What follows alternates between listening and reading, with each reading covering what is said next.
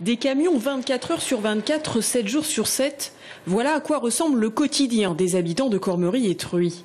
20 000 véhicules jour, dont 2 000 poids lourds qui traversent les deux villages par la départementale 943. Une situation devenue infernale pour les riverains qui se sont constitués en collectif.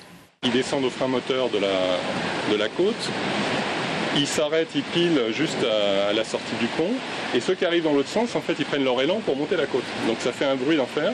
La pollution des camions, évidemment, vous imaginez bien. Et donc maintenant, en fait, le trafic, là, c'est devenu réellement insupportable.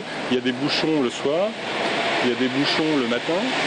Les enfants n'osent pas traverser pour aller à l'école, les parents sont inquiets. Résultat, impossible d'ouvrir les fenêtres, vibrations dans la maison, mais également décote immobilière. C'est clair qu'aujourd'hui, pour vendre la maison, si on voulait partir ailleurs, effectivement, il y aurait une décote. Et cette décote, personne n'est prêt à la payer, évidemment. Et on n'est pas tout seul dans le coin. Il y a des maisons à vendre tout du long qui sont proprement invendables. La maison du voisin est à vendre, ça va être compliqué. On le sait déjà. Pour le maire de Cormery, le département doit prendre ses responsabilités. Il y a urgence. Il n'y a strictement rien qui a été fait dans nos bourgs de Cormery et à côté. Il n'y a strictement rien qui a été fait. Nous, on a fait une place, voilà, justement, pour les riverains et les commerçants, avec l'aide du conseil départemental.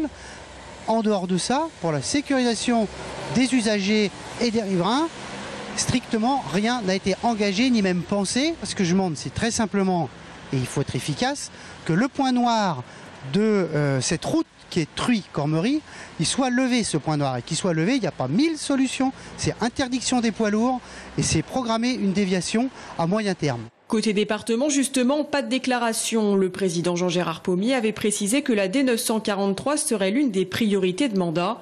Le dossier devrait être à l'ordre du jour lors de la prochaine session, le 13 juillet.